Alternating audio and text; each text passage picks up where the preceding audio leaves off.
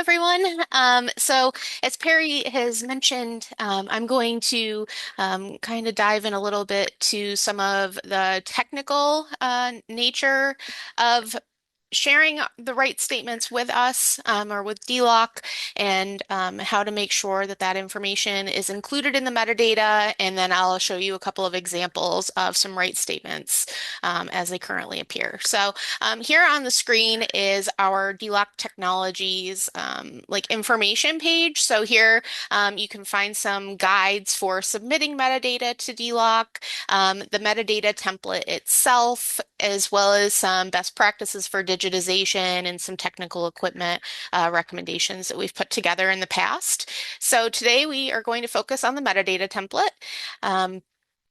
Which is currently available just as a Google Sheet. So you can come here and there are instructions available in English, Spanish, and French.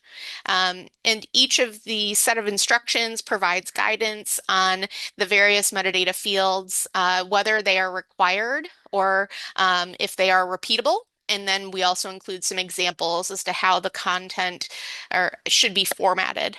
So if you're adding a creator name, for example, it would be last name, comma, space, first name. So this is meant to serve just as a guide, just to help you as you go through your metadata creation process.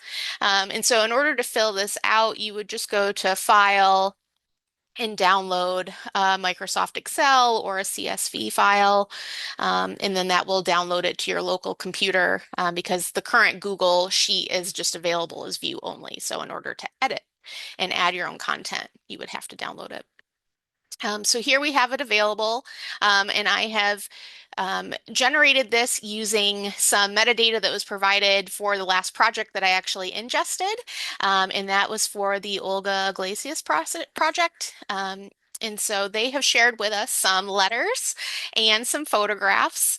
And so I literally copied metadata that they shared because it was a really good example of really robust metadata that we like to be able to share and make available online. So the biggest thing when filling out the metadata template is knowing that each row represents one item in dLOC.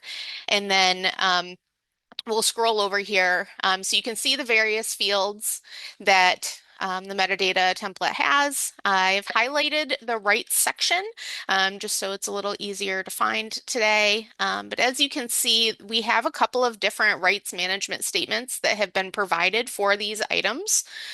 So the first here indicates that it was contributed to dLOC by the source institution listed in the metadata. A couple of other variations. This item is protected by copyright, by US copyright, but its determination was not made as copyright status in other countries. And then a couple other examples. So the rights have been reviewed, but we're unable to make a conclusive determination as the copyright status. And so once we receive the metadata template all filled out, we ingest it into our systems and then make that content publicly available so that it is visible in dLOC. So as you can see here, this is one of those items that's been currently ingested. And we have here the description page, which lists all of the various metadata fields. And on the right-hand side here, you can see the record information section, which includes the rights management statement. So that field in the metadata that we just saw, this is how it would display once it is loaded into dLOC. This is so the rights management statement references that it was contributed to dLOC by the source institution listed. And so if we just go up a little bit, we see that the source institution in this example is the Olga Iglesias project.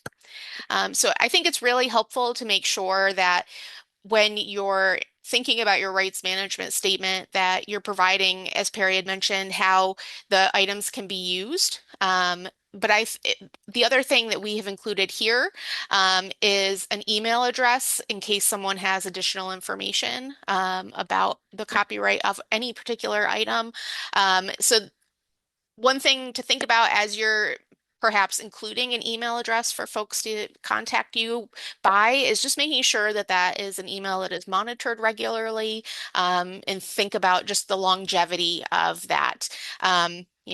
We're obviously going to be here. We will have folks that step into the roles years from now, and so that email should continue to be monitored. But if it is someone that they are contributing content and they don't really intend to follow up or to have a lot of involvement with the collection once it's available online, then we may not necessarily want to try and point them to an email for them to contact the contributor.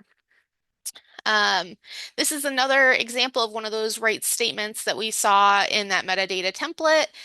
So again, this is just an example of how it appears.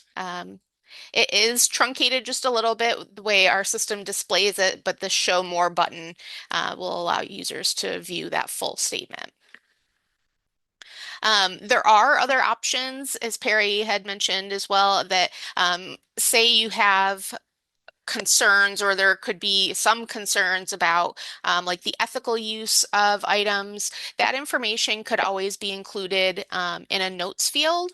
And so you can see here we have on this item, we have some different types of notes that we have included. But the reason so here's the general note that that could be included in, and that does include a URL that points out. The reason I choose to highlight this item is because, as you can see, we have the source institution listed, but we do not have any rights management statement applied, which essentially is just not helpful for our users at all. We have not given them any idea as to whether the item is held by copyright, how they can use it, who they might reach out to about it. And so that's why it's really important to make sure that when you're sharing your metadata with us, that those rights management statements are included. And then last, I also wanted to highlight one of the items that does have a Creative Commons attribution included. And so you can see here that we do have the links available for users to be able to click and find additional information about about the rights and what that means for them.